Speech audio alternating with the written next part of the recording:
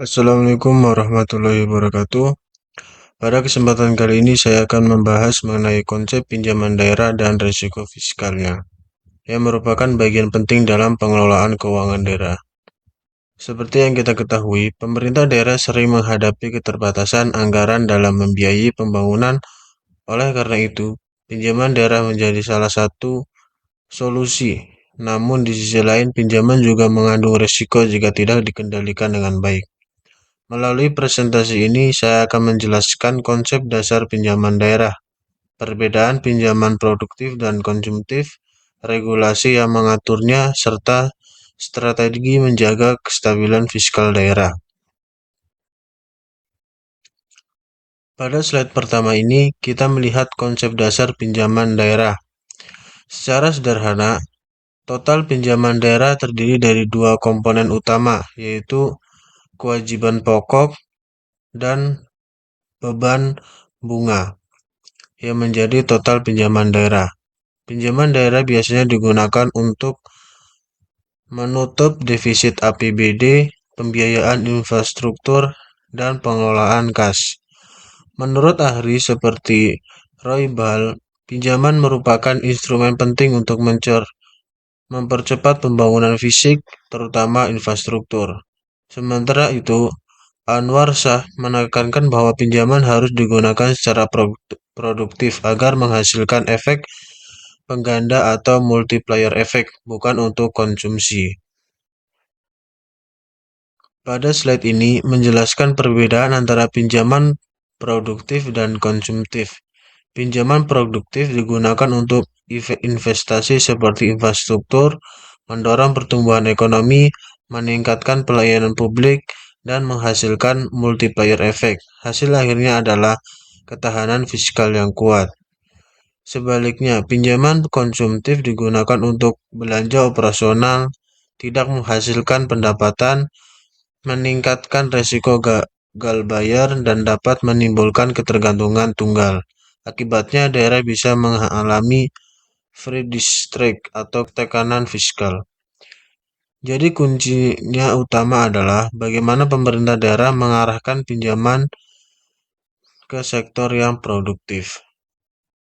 Pada slide ini dijelaskan tantangan pagar pengaman regulasi berdasarkan Undang-Undang Nomor 1 Tahun 2022. Ada 4 gerbang utama. 1. Kapasitas fiskal. Pinjaman harus sesuai kemampuan keuangan daerah. Yang kedua, limitasi batas. Tidak boleh melebihi batas defisit dan rasio utang. Yang ketiga, persetujuan pusat harus melalui evaluasi pemerintah pusat. Yang keempat, syarat produktif. Pinjaman tidak boleh digunakan untuk belanja rutin. Tujuan utama regulasi ini adalah mencegah overborrowing yang bias menyebabkan krisis fiskal daerah. Pada slide ini menjelaskan strategi menjaga ketahanan fiskal daerah. Beberapa langkah penting yaitu uji kelayakan untuk memastikan proyek benar-benar layak sebelum berutang. Optimalisasi PAD meningkatkan pendapatan asli daerah sebagai penyangga utama. Yang ketiga, monitoring dan evaluasi, mengawasi resiko utang dan progres proyek secara berkala. Yang keempat, manajemen transparan, mengelola dan melaporkan utang harus terbuka. Menurut International Monetary Fund, transparansi fiskal adalah kunci utama dalam mengendalikan rasio utang. Dengan strategi ini, tujuan akhirnya adalah mencapai keberlanjutan fiskal daerah. Selanjutnya yaitu di slide terakhir ini, slide ini menyimpulkan kebijakan fiskal sebagai tarian penyeimbang, artinya kebijakan harus menyeimbangkan 3 faktor. Yang pertama yaitu efisiensi ekonomi dan pembangunan daerah, supaya belanja dan program benar-benar berdampak. Kebijakan fiskal, termasuk utang publik, harus selalu menjaga harmoni antara efisiensi ekonomi dan stabilitas keuangan pemerintah. Richard Amorgavi.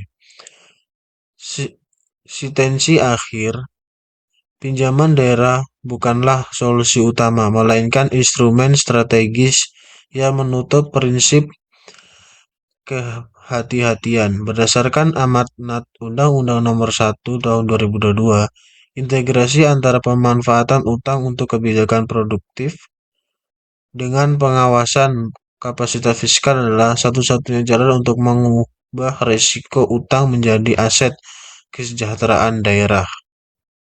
Sebagai penutup, dapat disimpulkan bahwa pinjaman daerah bukanlah sesuatu yang berbahaya selama dikelola secara bijak, produktif, dan sesuai regulasi. Kunci utamanya adalah keseimbangan antara kebutuhan pembangunan dan kemampuan fiskal daerah.